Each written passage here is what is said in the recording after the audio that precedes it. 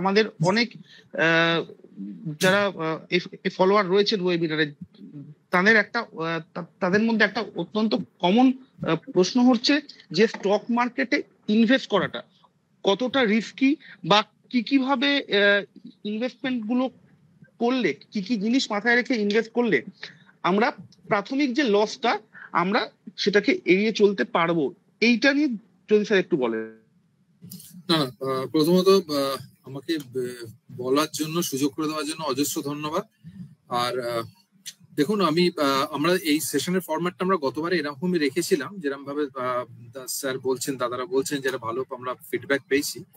আমরা অবশ্যই এই প্রশ্নের উত্তরটা দেবো, তারপরে চেষ্টা করবো আমরা আমাদের কিছু কিছু স্পেসিফিক বক্তব্য রাখবার, যে কিরম ভাবে ব্যাপারটা ভাববো। তারপরে আবার কিউএনএ, আমাদের প্রশ্ন ছাড়া আমরা এগোতে পারবো না, আপনাদের প্রশ্ন আমাদের কাছে খুবই গুরুত্বপূর্ণ ব্যাপার। তো আমি স্ক্রিনটা ফার্স্টে শেয়ার করে নিই, তো স্ক্রিনটা শেয়ার করে নিই, আমি আপনার প্রশ্নের উত্তরে আসছি। নিশ্চয়ই।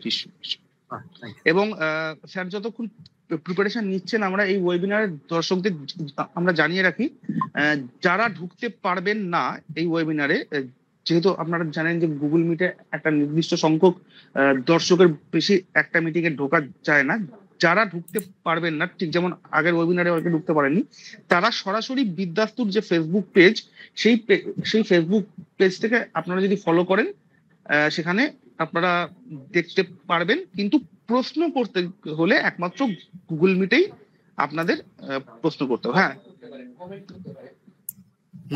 Thank you. আশা করছি স্ক্রিন দেখা যাচ্ছে আপনাদের, একটু কাইন্ডলি কনফার্ম করবেন। স্ক্রিন দেখা যাচ্ছে তো? হ্যাঁ, দেখা যাচ্ছে স্যার। ঠিক আছে। তো আমাকে আবার স্ক্রিন দেখা দিলে আমি তো দেখতে পাবো না আপনারা কি দেখছেন না দেখছেন। ঠিক আছে, গুড। তো এখানে সর্বপ্রথম যে কথাটা উনি বললেন, এই প্রশ্নের উত্তরটা ফার্স্টে দেওয়া উচিত, যে শেয়ার বাজারে যখন বিনিয়োগ করছি, যদি লোকসান হয়ে যায় তাহলে কি করে ইনিশিয়াল লোকসান থেকে বাঁচবো কি করে। তো তার আগে আমার বেসিক কিছু স্লাইডের আগে আমরা দু তিনটে কথা একটু বলে নিই। এইটা বোধহয় সব থেকে, যেটা আপনারা দেখতে পাচ্ছেন স্ক্রিনটা উপরে সিকিউরিটিজ মার্কেট লেখা আছে, আমরা একটু বেসিক গোড়ার জিনিসটা বুঝে নিলে আমাদের মনে হবে যে শেয়ার বাজারটা ফাটকার জায়গা নয়, শেয়ার বাজারটা জুয়ার জায়গা না, শেয়ার বাজারটা বিজ্ঞান, এটা একটা সায়েন্স। তো কি করে সায়েন্স মানে কি, মানে আজকে 2 আর 2 4 সেরকম না, একটু সংযম লাগবে, একটু প্রবাবিলিস্টিক গেম। সায়েন্স মানে আমি বলছি না প্রবাবিলিটি 100% হবে, 100% তো সূর্য আগামীকাল উঠবেই, 100% আবার চাঁদও উঠবে রাত্রিরে, সেটা 100% প্রবাবিলিটি। কিন্তু একটু অতটা 100% প্রবাবিলিটি না থাকলেও, শর্ট টার্মে না থাকলেও, মিডিয়াম টু লং টার্মে ইট ইজ হাই প্রবাবিলিটি যে আপনারা অবশ্যই শেয়ার বাজার থেকে টাকাটা পাওয়া যেতে পারে, বা আমরা জীবিকা অর্জন করতে পারি। তো এটা শেয়ার বাজার নামটা বললে আমাদের একটু ভয় লাগে। তো তার আগে আমি দেখিনি কিভাবে অপারেট হয়, ইকোসিস্টেমটা ফার্স্টে বুঝে নিবি। দেখুন, মাছের বাজারে মাছ কেনা বেচা হয়, শেয়ার বাজারে শেয়ার কেনা বেচা হয়, ক্যাপিটাল মার্কেট বলি, তো ক্যাপিটাল আদান প্রদান হয়। ফার্স্টে ব্যাপারটা বুঝে নিই আমরা একটু। বাঁদিকে যেটা দেখছেন আমার স্ক্রিনের মধ্যে, যেটা দেখা দিয়েছি, প্রাইমারি মার্কেটে কি, ধরুন টাকাটা কেন লাগছে, যে কোনো আজকে state government, central government, Tata Steel, Reliance, আপনি সবার টাকার দরকার লাগে, ব্যবসা করার জন্য টাকা লাগে। সে টাকাটা আমরা ধারের মাধ্যমে ডেট বলি, সেটাতেও আসতে পারি, টাকা তুলতে পারি, কিংবা আপনারা জেনে অবাক হবেন, অবাক হওয়ার কিছু নেই, জানেন স্টেট গভর্নমেন্টও কিন্তু ধার নেয়। তো মমতা ব্যানার্জি ওয়েস্ট বেঙ্গল, আমাদের ওয়েস্ট বেঙ্গলও ধার নেয়, এসডিএল বলে, স্টেট ডেভেলপমেন্ট লোনস। আমরা অত টেকনিক্যালিটিসে আসছি না, কিন্তু বক্তব্য উদ্দেশ্য টাকা সবার লাগে, বক্তব্য এটাই, টাকা সবার লাগে। আইদার আপনি ডেট ফর্মে টাকাটা তুললেন, অর এলস যেটা আমরা বলি শেয়ার বা ইকুইটি ফর্মে। ইকুইটি ফর্মে তোলা মানে আমি আমার কোম্পানির কিছুটা মালিকানা আপনাকে দিলাম, তার পরিবর্তে আপনার থেকে টাকা নিলাম। ব্যাপারটা এরকম ভাবে ভাবি। আগেকার দিনে যখন বার্টার সিস্টেম হতো, একটু অদ্ভুত এক্সাম্পল দিচ্ছি, অন্যভাবে নেবেন না। ধরুন আমার কাছে প্রচুর ছাগল আছে, এবার আমার কাছে ধান নেই, আমার কাছে গম নেই, খাবার নেই, আমি কিছু ছাগল দিয়ে গম নিলাম। যে কোম্পানির মালিক তার কাছে প্রচুর শেয়ার আছে, সে কিছুটা শেয়ার দিয়ে দিল, তার বদলে টাকা নিল। টাকাটা নিয়ে কি করবে, সে ব্যবসা বাড়াবে। যে এখন ইস্যুয়ার বলছে, যে শেয়ার দিচ্ছে। এবার আপনি ট্রানজাকশনে এলাম, আমরা বললাম ঠিক আছে, কোম্পানির প্রসপেক্টাস বলে, রেড হিয়ারিং প্রসপেক্টাস পড়লাম, কোম্পানিটা মনে হচ্ছে ভালো, আমরা বিনিয়োগ করলাম। এবার বিনিয়োগ তো আমরা করে দিলাম, কোম্পানি টাকা লাগিয়ে দিল, ব্যবসা চলছে। মাঝখানে যদি আমার টাকার দরকার হয়, তখন কিন্তু আমি কোম্পানির কাছে আসতে পারবো না, আমরা ডাইরেক্ট কোম্পানির শেয়ারটা নিলাম। তো ডাইরেক্ট কোম্পানির থেকে ইন্টারাকশন হচ্ছে বলে আমরা এটা প্রাইমারি মার্কেট বলছি। আর যখন আমার টাকার দরকার পড়ে, এটা টেকনিক্যালি আমরা বলি লিকুইডিটি। টাকার দরকার পড়েছে, আমি এটাকে নাম টেকনিক্যালি বলি লিকুইডিটি। যেমন ধরি আজকে যদি আমি নিউ টাউনে একটা ফ্ল্যাট কিনলাম, ফ্ল্যাটের লিকুইডিটি কিন্তু শেয়ারের থেকে কম, আমি একটা ইন্স্যুরেন্স কিনলাম, ইন্স্যুরেন্স সবার দরকার, কিন্তু ইন্স্যুরেন্স নিয়ে আমরা যদি আমাদের এই যে এজেন্ডা নয় ইন্স্যুরেন্স আপনার ফাইন্যান্সিয়াল প্ল্যানিং এর ফাউন্ডেশন, আমরা এগেনস্টে নয় কারণ, কিন্তু ইন্স্যুরেন্সের লিকুইডিটি কম, দরকার পড়লে আমি ইন্স্যুরেন্স রাতারাতি ভাঙাতে পারবো, কিন্তু একটা শেয়ার থাকলে যদি ঠিক কোম্পানির শেয়ার থাকে রাতারাতি বিক্রি করে দেওয়া যায়। তো আমার যদি লিকুইডিটি দরকার লাগে আমাকে সেকেন্ডারি মার্কেটে আসতে হবে, যেটাকে শেয়ার বাজার বলছি, বা NSC BSc, national stock exchange, Bombay stock exchange. দেখুন কতগুলো মানুষ নিয়ে সংস্থা তৈরি হয়, তো মানুষ যেমন ভালো মন্দ হয় সংস্থাও ভালো মন্দ হয়। এনএসসি বিএসসি খুব পপুলার হয়ে উঠেছে এবং অবশ্যই আমাদের ভারতবাসী হিসেবে গর্ব করার ব্যাপার, কিন্তু ক্যালকাটা স্টক এক্সচেঞ্জও আছে, মগধ স্টক এক্সচেঞ্জ, আপনি এরকম বিভিন্ন রিজিনাল স্টক এক্সচেঞ্জও পাবেন এবং কমোডিটি এক্সচেঞ্জও হয়। আমি একটু দূরের দিকে যাচ্ছি, জাস্ট বলে রাখছি, আপনি কোচিতে যদি যান, Indian pepper and spices trading trader organization association বলে আছে, ইপস্টা, এরকম বিভিন্ন সংস্থা থাকে যেখানে ট্রেডিং হচ্ছে বা এক্সচেঞ্জ বলতে পারে। এবার আমরা যখন শেয়ার বাজার বলি আমরা এটাই বুঝতে পারি যে এই কেনাবেচা হচ্ছে। এতক্ষণ যদি আপনারা বুঝে থাকেন, এর পরের লাইনটা বললে পুরো ইকুয়েশনটা ক্লিয়ার হয়ে যাবে। পরের কিছু বক্তব্য আমি রাখবো। কি হচ্ছে, আপনি যদি পুরো দু চোখ দিয়ে সেকেন্ডারি মার্কেট দেখছেন, এই জায়গাটা যদি দেখেন এবং আপনি কাজ করছেন, কেনাবেচা করছেন, তাহলে এটা জুয়া। কিন্তু আপনি যদি পুরোপুরি ভাবে প্রাইমারি মার্কেটে ফোকাস রেখে আর চোখে সেকেন্ডারি মার্কেটে দেখেন, তাহলে কিন্তু এটা সায়েন্স। কারণ যে কোম্পানি যেরকম প্রফিটেবিলিটি হচ্ছে, যেরকম তার জিনিসপত্র কেনাবেচা হচ্ছে, বাজারে যেমন তার আয় হচ্ছে, সেই ব্যাপারটাই সেকেন্ডারি মার্কেটে রিফ্লেক্ট করে বা শেয়ার বাজারে রিফ্লেক্ট করে। আপনি আবার বলছি, কথাটা একটু খেয়াল রাখবেন, শেয়ার বাজারকে বুক চিতিয়ে যদি শুধু শেয়ার বাজারের দিকে দু চোখ দিয়ে তাকিয়ে আমি কাজ করি, শেয়ারে বিনিয়োগ করি, সেটা জুয়া খেলা ছাড়া আর কিচ্ছু না। আমরা অনেক সময় এই সায়েন্সটাকে টেকনিক্যাল অ্যানালিসিস বলি, টেকনিক্যাল অ্যানালিসিস এগেনস্টে আমরা নয়, বা কেউ মানে এগেনস্টে কেউই নয়, কিন্তু যেটা বুঝতে হবে ফান্ডামেন্টালটা বুঝতে হবে। ফান্ডামেন্টাল অ্যানালিসিস মানে কোম্পানির অর্ডার বুক কি আসছে, কোম্পানির প্রফিট এন্ড লস কি, ব্যালেন্স শিট কি, এগুলো দেখার পর যদি আমি টেকনিক্যাল দিয়ে করি, তাহলে একটা সুন্দর খাবার তৈরি করা যায়। টেকনিক্যালটা আমরা খাবারটাকে গার্নিশ করার জন্য ব্যবহার করতে পারি, কিন্তু শুধুই যদি টেকনিক্যাল করি একটু সমস্যা দেখা যেতে পারে, বা এটা হাই প্রবাবিলিস্টিক যদি ব্যাপারটাকে আমি আনতে চাই, অবশ্যই ফান্ডামেন্টাল দেখে টেকনিক্যালি যদি করি সুবিধা হয়। তা আমাকে যদি ছোট্ট করে একটু বলে দিতে হয় ফান্ডামেন্টাল কি, ফান্ডামেন্টাল অ্যানালিসিস আপনাকে এই সিদ্ধান্ত নিতে সুবিধা করবে। আমি আর 2 মিনিট কথা বলে প্রিয়মদাকে হ্যান্ড ওভার করবো। ফান্ডামেন্টাল অ্যানালিসিস আপনাকে বলবে যে কোন শেয়ারটা কেনা উচিত, কোন শেয়ারটা বিক্রি করে দেওয়া উচিত, বা কোন কোম্পানিটা কেনা উচিত। আমরা শেয়ার কিনলে লোকসান হয়ে যাওয়ার সম্ভাবনা আছে, কোম্পানি কিনবো, কোম্পানিতে বিনিয়োগ করবো, এরকম ভাবে যদি বাজারে আসি তাহলে অবশ্যই লোকসানের সম্ভাবনা অনেকটাই কমে যায়। তো কোন কোম্পানিতে বিনিয়োগ করব, কোন কোম্পানিতে বিনিয়োগ করব না, এটা ফান্ডামেন্টাল অ্যানালিসিস বলবে। আর টেকনিক্যাল কি বলবে, টেকনিক্যাল অ্যানালিসিস বলবে যে, বা ট্রেডিং সেটা বলবে আপনাকে যে কখন কিনবো কখন বিক্রি করবো, টাইমিং করার জন্য টেকনিক্যাল দরকার। ঠিক আছে, তো আমরা আপাতত যদি প্রথম আমরা সাঁতার শিখতে আসি, আমি গিয়ে বলবো চলুন পুরীর সমুদ্রে সাঁতার শিখবো, ডেঞ্জারাস ব্যাপার, কি হবে কেউ জানে না। আমরা ফার্স্টে সুইমিং পুল বা বাড়ির সামনে যে পুকুর আছে বড়দের সাথে হাত ধরে একটু নামবো। সিমিলারলি প্রথম যখন শেয়ার বাজারে আসবো, মিউচুয়াল ফান্ডের থ্রু দিয়ে হাত ধরে আসা উচিত। তারপরে যখন আস্তে আস্তে কনফিডেন্স হবে, পড়বো, জানবো, তখন অবশ্যই আমরা যেতে পারি ডাইরেক্ট ইকুইটিতে, ডিম্যাট ফিম্যাট নিয়ে কাজকর্ম শুরু করা যেতে পারে। এটা নলেজের উপর ডিপেন্ড করছে, আমাদের কতটা প্যাশন আছে ব্যাপারটার উপর ডিপেন্ড করছে। কিন্তু আপাতত দেখা গেছে, আমি কিছু আপনাদের স্ক্রিনশট কেন লাইভ মার্কেটের ওয়েবসাইট দেখাবো, যেখানে দেখা যায় ভারতবর্ষের ইতিহাসে তো বলবো না, কিন্তু প্রবাবিলিটি আপনি যদি 5 বছর বিনিয়োগ করেন, অনেক ভালো ভালো ফান্ড ম্যানেজার আছে, ফান্ড আছে, তারা এটা আপনাদের ম্যানেজ করে দিচ্ছে। মিউচুয়াল ফান্ড কি সেটা আমরা পরের পর্যবেক্ষণে পরের সেশনে আসছি। আপাতত প্রিয়মদের যে বেসিক প্রশ্ন ছিল, শেয়ার বাজারে কি তার টাকা দিলে জুয়া হয়ে যায় বা টাকা হারিয়ে যায়, লস কি করে, মানে শেয়ার বললে এটা লস। তো শেয়ার বাজার ভাবলে তো ভয় লাগবেই, আপনি ভাবুন অর্থনীতিটা দেখতে হবে, অর্থনীতিতে কি হচ্ছে দেখে যদি আমি শেয়ার বাজারের দিকে আসি, তাহলে আমার মনে হয় না এত টেনশনের কিছু আছে। আর কোম্পানিতে বিনিয়োগ করছে, আজকে ব্যবসা করতে গেলেন আপনি, ব্যবসা করতে গেলাম, ব্যবসা কি আমরা 6 মাসের জন্য করি, ব্যবসা কি আমরা 3 মাসের জন্য করি, তা তো না। ব্যবসা করতে গেলে একটা 2-3 বছর সময় দিই। সিমিলারলি আপনি যখন শেয়ারে বিনিয়োগ করবেন, কোম্পানিতে বিনিয়োগ করবেন, আপনাকে একটু সময় দিতে, তাহলে আমাদের এই লাভের ব্যাপারটা it would become high probability, মানে প্রবাবিলিটিটা বাড়বে। হেডটেল যদি করেন, ছোটবেলায় পড়েছি প্রবাবিলিটিতে, হেডটেলে 50% প্রবাবিলিটি হেডটেল হওয়ার। 10 বার করলেন, 8 বার হেড করলো, 2 বার টেল করলো। কি করব আমরা, 100 বার করবো, দেখবো রেশিওটা কিন্তু 80 বা 20 হবে না, রেশিওটা কাছাকাছি আসবে, 60-65, আর ওই সাইডে হয়তো 35। আমি 10,000 বার করলাম, দেখবো ক্লোজ টু 50 আসে। তো যে কাজটা মানে সেইরকম ভাবে আমাদের ভাবতে হবে, এই হচ্ছে ব্যাপার। It's a probabilistic game, it's a game of probability. আপনি ডিসিপ্লিন মেনে যদি বারবার করেন, প্রবাবিলিটি আপনার ফেভারে আসবে। প্রিয়মদা আপনার কাছে। থ্যাংক ইউ প্রীতম দা। আচ্ছা, এরই মাঝে এই ওয়েবিনার যারা অ্যাটেন্ড করছেন, আমি তাদের জানিয়ে রাখি আমাদের এই ওয়েবিনার সরাসরি সম্প্রচারিত হচ্ছে আমাদের বিদ্যাস্তুর যে ফেসবুক পেজ রয়েছে সেখান থেকেও। যারা ঢুকতে পারেননি এই ওয়েবিনারে তারা সেখান থেকেও দেখতে পারেন। আর একই সঙ্গে জানিয়ে রাখি যে প্রীতম দা তো আপনাদের বিভিন্ন প্রশ্নের উত্তর তো দেবেনই, একটু পরে রাজেশ স্যারও ঢুকবেন, তিনিও বলবেন। এর পাশাপাশি আপনাদের যদি আপাতত কোনো প্রশ্ন থাকে প্রীতম স্যারের কাছে, আপনারা সেটাও কমেন্টে জানাতে পারেন। আচ্ছা, রাকেশ স্যার জয়েন করে গেছেন। Rakesh, welcome welcome. তো এইবার আমার ভয়েস শোনা যাচ্ছে? একদম একদম একদম পরিষ্কার শোনা যাচ্ছে, কোনো অসুবিধা নেই।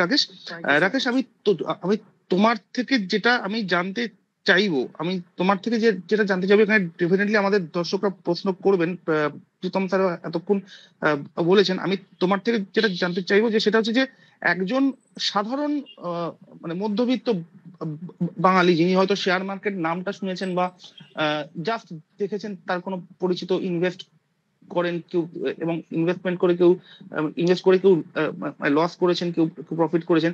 তো একজন সাধারণ মধ্যবিত্ত বাঙালির শেয়ার ট্রেডিং ঠিক কোন জায়গা থেকে শুরু করা উচিত, এইটা নিয়ে যদি একটু তুমি একটু বলো প্লিজ। আচ্ছা, first of all thanks for giving me this opportunity. দুটো জিনিস আমি বলতে চাই। যারা আজকে সেই ওয়েবিনারে আমাদের সাথে জয়েন করেছে তাদের মধ্যে অনেকেই নতুন আছেন এবং অনেকেই আছেন যারা প্রো, যারা অনেকদিন ধরে মার্কেটে অলরেডি কাজ করছেন।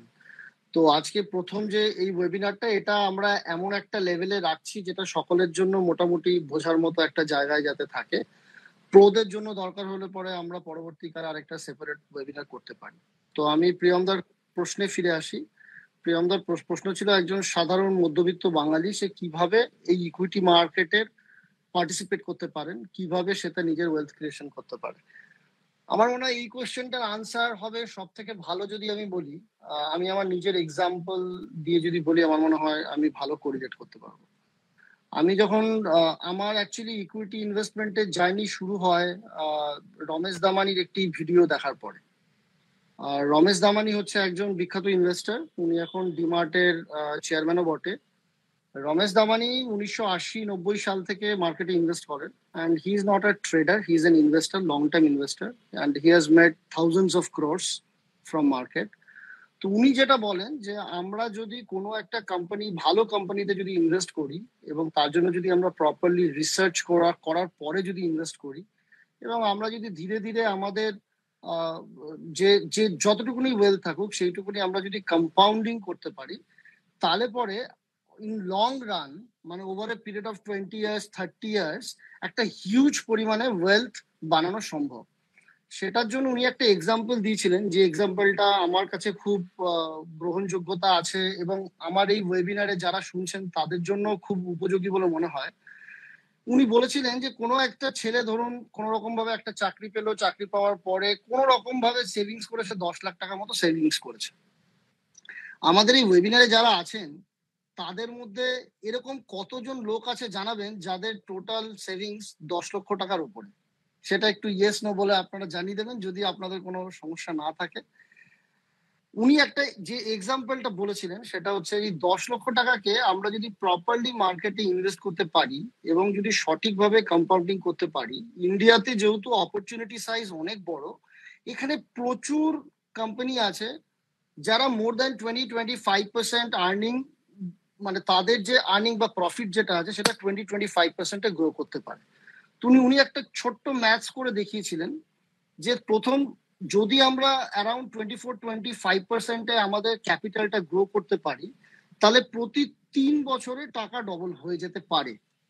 আমি ধরে নিলাম যে আমরা যদি অতটা ভালো ইনভেস্টার নাও হই, আমাদের যদি অতটা টাইম নাও থাকে, আমরা যদি নর্মাল মিউচুয়াল ফান্ডের থ্রুতে ইনভেস্টমেন্ট করি, তাহলে পরেও একটু ভালোভাবে রিভিউ করে যদি ইনভেস্টমেন্ট করা যায়, একটু অ্যাগ্রেসিভলি ইনভেস্টমেন্ট করা যায়, 17-18% রিটার্ন কিন্তু over a period of 5-7-10 years is achievable. এবং আমার দেখা অ্যাটলিস্ট মানে 1000-এর উপরে কাস্টমার আছে যারা more than 18% kind of return stock মার্কেটে মিউচুয়াল ফান্ডের থ্রুতে ইনভেস্ট করে আর্ন করেছে। এরকম প্রচুর ইনভেস্টার রয়েছেন। তো আমি যে একটুখানি ম্যাথসটা করে নিই, যদি ধরুন আমি 10 লক্ষ টাকা দিয়ে শুরু করি এবং 18% রেটে যদি আমার টাকা কম্পাউন্ডিং হতে থাকে, তাহলে পরে 4 বছরে গিয়ে টাকা ডবল হয়ে যায়। মানে প্রথম 4 বছর পরে আমার টাকা হয়ে যাবে 20 লাখ। ঠিক তার পরের 4 বছরে সেটা হয়ে যাবে 40 লাখ, মানে 8 বছরে হয়ে গেল 40 লাখ। 12 বছরে হয়ে যাবে সেটা প্রায় 80 লাখ। সরি, আমি বোধহয় ভুল বললাম, প্রথম 4 বছরে ডাবল মানে 20 লাখ, তারপরে 40, তারপরে 80, মানে 12 বছরে 80 লাখ। তারপরেই 16 বছরে সেটা হয়ে যাবে প্রায় 1,60,00,000। 20 বছরে হয়ে যাবে প্রায় 3,20,00,000। তার মানে আমি যদি হিসেব করে দেখি, তাহলে 20 বছরে প্রায় 32 গুণ কম্পাউন্ডিং হতে পারে by investing in mutual funds. But আপনি যদি এটা আমরা নর্মাল ফিক্সড ডিপোজিটস বা অন্যান্য যে ট্র্যাডিশনাল ওয়ে অফ ইনভেস্টমেন্ট আছে সেখানে যদি আমরা ইনভেস্টমেন্ট করি, আমরা ম্যাক্সিমাম 7-8% রিটার্ন পাবো, যাতে আমার ডাবল হতে প্রায় অলমোস্ট 10 বছর সময় লাগে। মানে 10 বছরের 2 দ্বিগুণ, পরের 10 বছরে আরো দ্বিগুণ, মানে 4 গুণ ধরুন আপনার টাকাটা হলো, 10 লাখ বেড়ে 40 লাখ হবে। Whereas the same amount can be 3,20,00,000 simply by putting it in the mutual fund. তো আমার মনে হয় সাধারণ মানুষ যদি নিজেদের কাছে টাইম থাকে, যদি নিজেদের কাছে সে এক্সপার্টিস থাকে, যেটা আমরাও হেল্প করব, যেটা আমিও আরো স্টক মার্কেট সম্পর্কে যদি কোনো কোয়েশ্চেন আসে আমি নেবো যে কিভাবে আমরা স্টক পিকিং করতে পারি। I'll be very interested to take those questions. But কারোর কাছে যদি এত ঝামেলা না থাকে, কেউ যদি অফিস থেকে ফিরে এসে বাড়িতে একটুখানি নিজের মিসেসের সাথে সময় কাটাতে চান, নিজের ছেলে মেয়েকে পড়াশোনা করাতে চান, একটু উইকেন্ডে ঘুরতে যেতে চান, যারা একটা পিসফুল ব্যালেন্স মেনটেন করতে চান, তাদের জন্য মিউচুয়াল ফান্ড দুর্দান্ত একটা এভিনিউ ইকুইটি মার্কেটে পার্টিসিপেট করার জন্য। এবং মিউচুয়াল ফান্ডে ইনভেস্ট করেও লং রানে হিউজ ওয়েলথ ক্রিয়েট করা যায়, এবং তার এম্পিরিক্যাল এক্সাম্পলস শয়ে আমাদের কাছে আছে। যারা 10-12 বছর আগে টাকা ইনভেস্ট করেছিল, তাদের টাকা has already become kind of 7x, 8x, 10x depending on the different funds যেখানে তারা টাকা ইনভেস্ট করেছিল। Over to you, প্রিয়মদা।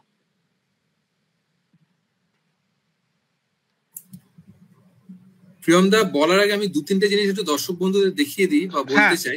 Doctor sir বলছিলেন, সেটা হচ্ছে আপনাদের স্ক্রিনের সামনে আমরা তুলে ধরেছি আমরা মিউচুয়াল ফান্ড কি আসবো, কিন্তু মিউচুয়াল ফান্ড জেনারেল, মানে মিউচুয়াল, দেখুন প্রত্যেক জিনিসকে আমরা সেগ্রিগেট করতে পারি, উচিত নয় হয়তো মানুষকে হয়তো সেগ্রিগেট করলাম ছেলে বা মেয়ে হিসেবে বা সোশিও ইকোনমিক স্ট্যাটাস হিসেবে, ভেদাভেদ করা ভালো না। কিন্তু মিউচুয়াল ফান্ডে ডিফারেন্ট টাইপের ফান্ডস আছে।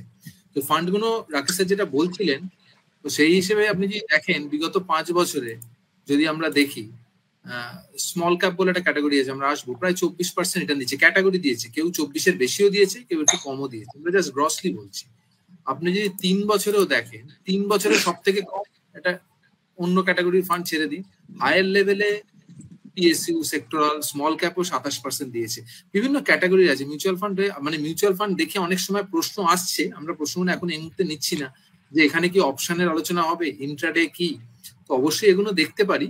কিন্তু যেটা বললাম, আগে আমরা সুইমিং পুলে সাঁতারটা শিখে নিই, তারপর আমরা এগুলোতে আসবো। আর এখানেও আপনারা দেখুন, যদি 10 বছরেও কেউ হয় 22% রিটার্ন, আমরা এটা এক্সপ্লেন করতে পারবো যে পাওয়ার অফ কম্পাউন্ডিং কিরকম। তো প্রিয়মদা কিছু প্রশ্ন বাকি থাকে, দাদা প্রশ্নটা করে নিক, তার মানে আমরা কম্পাউন্ডিং কি বলতে কি বোঝাতে চাইছি সেটা তো আমরা একটু ডিপ ডাইভ করবো। আর সাথে সাথে এটাও বলতে চাইবো যে মিউচুয়াল ফান্ডটা ব্যাপারটা কি। মিউচুয়াল ফান্ড সব দিক থেকে শুনছি এখন প্রচুর অ্যাওয়ারনেস, মিউচুয়াল ফান্ড ভালো না এসআইপি ভালো? আমার মায়ের সাথে এরকম প্রশ্ন, মিউচুয়াল ফান্ড ভালো না এসআইপি ভালো, তো এগুলো জানতে হবে। হ্যাঁ বলুন সরি বলুন। হ্যাঁ, তো এখানে আমাদের দুজন দর্শকের কাছ থেকে দুটো প্রশ্ন এসেছে। তারা অপশন ট্রেডিং বাইং আর ডেলি ট্রেডিং সম্পর্কে জানতে চাইছেন। আচ্ছা, আমরা তো অলরেডি বললাম, দেখুন অপশনটাকে আমরা ডেরিভেটিভস এর আন্ডারে বলি। ডেরিভেটিভস বলতে এফএনও বলা হয়, ফিউচার এন্ড অপশনস। তো প্রথম কথা হচ্ছে যেটা ওয়ারেন বাফেট বলে একজন ভদ্রলোকের নাম শুনে দেবেন, উনি বলেছিলেন, বিশ্ববিখ্যাত ইনভেস্টার, রিসেন্টলি ওনার দোসর বা ওনার বন্ধু স্থানীয় লোক চার্লি মঙ্গার মারাও গেছেন, আপনারা নেটে সার্চ করে দেখবেন। উনি বলেছিলেন ওয়েপন্স অফ মাস ডিস্ট্রাকশন। এই ব্যাপারে আমরা বলবো আপনাদের স্ট্রংলি যে আপনারা কি যদি মিউচুয়াল ফান্ডে ইনভেস্ট করেছেন, ব্যাপারটা ভালো লাগছে, ইউ আর প্যাশনেট, তাহলে আরো গভীরে যান। কিন্তু এটাতে একটা জিনিস বুঝতে হবে, অপশনস এর প্রবলেম কি, ডেলি ট্রেডিং এর প্রবলেম, একটা বেসিক প্রবলেম আছে। প্রবলেম হচ্ছে টাইম। আপনি বলছেন এই শেয়ারটা বাড়বে, এটা ক্যাশ মার্কেট হয়ে গেল। যখন বিগ বাজারে আমরা যাই, বিভিন্ন সেগমেন্ট থাকে, বাচ্চাদের segment, women's section, men's section থাকে। সেরকম মার্কেটের বিভিন্ন সেগমেন্ট থাকে। ডেইলি ট্রেডিং বলতে সেগমেন্টটাতে কি হচ্ছে, আজকেই কিনছি, আজকেই বিক্রি করছি, আজকেই পজিশন স্কোয়ার অফ করছি। আপনার টাইম বাউন্ড, আজকের মধ্যে আপনার ভিউটাকে ঠিক হতে পারে। আপনি একটা কোম্পানি দেখলেন অর্থনীতিতে ভালো করছে, তার মানে এ নয় কালকেই ওটা ভালো করবে, হয়তো দেখা গেল এক মাস বাদে বা 3 মাস বাদে ভালো হতে শুরু করলো। তো আপনি যত নিজেকে টাইম বাউন্ড করে দেবেন, একটা ভিউ নিতে হবে যে ভিউটা আপনার ওই সময়ের মধ্যে ঠিক হতে হবে, সেটাই ডেরিভেটিভস এর পর্যায়ে পড়ে যাচ্ছে। এটা বেশ কঠিন কাজ, এসব কাজে না যাওয়াই ভালো আনলেস এন্ড আনটিল আপনি হার্ডকোর প্রফেশনাল। আর একটা ব্যাপার এখানে বলে দিতে চাই, এই কাজের জন্য কিন্তু একটা খুব ইম্পর্টেন্ট জিনিস লাগে, যেটা পয়সা ফেলে বার করতে পারবেন না বা কাউকে টাকা দিয়ে দিলেন পেয়ে গেলেন হবে না, সেটা হচ্ছে মানসিকতা, আপনার সাইকোলজি। সাইকোলজিটা খুব ইম্পর্টেন্ট, কারণ একটা জিনিস আপনি কিনছেন, হয়তো 2 ঘন্টা বাদে আপনি বলছেন না এটা খারাপ, আপনাকে বেচতেও হবে। তো এই যে রাতারাতি আপনার মানসিকতা চেঞ্জ করতে হয়, emotion is highly involve in case of options বলুন, ডেরিভেটিভস বলুন, কেন এগুলো লিভারেজড ইনস্ট্রুমেন্ট, এগুলোতে আপনাকে একটু বড় অ্যামাউন্টে কাজ করতে হয়। তো আনলেস এন্ড আনটিল ওই রিস্ক অ্যাপিটাইট তৈরি হয়েছে, ওই নলেজটা তৈরি, আমি একটা জিনিস এখানে একটু বলে দিই, প্রিয়মদার হাতে তুলতে চাই ব্যাপারটা। দেখুন, নলেজ লাগবেই। আপনি কলকাতায় নতুন এসছেন, আপনি সল্টলেক থেকে হাওড়া যাবেন, নতুন এসছেন, ঘাবড়ে গিয়ে 3 ঘন্টা আগে বেরোবেন, একদিন গেল, আবার 2 মাস বাদে এলেন, আবার আপনি গেলেন, হয়তো দেখা গেল 3 ঘন্টার আগে বেরোবেন। এই করতে করতে একটা সময় দেখবেন আপনি 3 ঘন্টা আগে বেরোচ্ছেন না, আপনি 1.5 ঘন্টা আগে বেরোচ্ছেন। মানে your ability to take risk increases with your knowledge. আপনি knowledge helps to increase your risk appetite. আপনার নলেজের সাথে সাথে আপনার রিস্ক নেওয়ার, বিপদ নেওয়ার ঝুঁকিটা বাড়বে। তো সিমিলারলি আমরা এগেনস্টে বলছি না, কিন্তু যেটা দেখেছি অভিজ্ঞতা থেকে, ট্রেনিং অনেক বছর হয়ে গেল, এসবিআই তে আমরা প্রায়, আমার ব্যক্তিগতভাবে 7 বছর আমি খুব কাছ থেকে এসবিআই এর সাথে কাজ করছি, অনেক ক্লায়েন্টের সাথে মুলাকাত হয়েছে। তো এক্সপিরিয়েন্স এটাই বলে, ফার্স্টে আপনি নর্মাল মিউচুয়াল ফান্ড বলুন বা ইনভেস্টমেন্টস, ডাইরেক্ট ইকুইটিতে এটা ফান্ডামেন্টাল বেসিসে ইনভেস্টমেন্টস করছে, এগুলো করার পর আপনার আরো ভালো লাগছে, তখন আপনি আস্তে আস্তে ডেরিভেটিভস বা অপশনটা দেখতে পারেন। কিন্তু কোনোভাবেই দুপায়ে লাফাবেন না। ইচ্ছে করছে 5% of the capital, 2% of the capital নিয়ে কাজটা করে দেখুন কেমন হচ্ছে। যদি দেখেন প্রফিট আসছে, আপনি মানসিকভাবে নিতে পারছেন খেলাটাকে বা ব্যাপারটা বুঝতে পারছেন, তখন আপনি অ্যালোকেশন বাড়ান। এটাই আমি বলি। প্রিয়মদা, আপনার কাছে।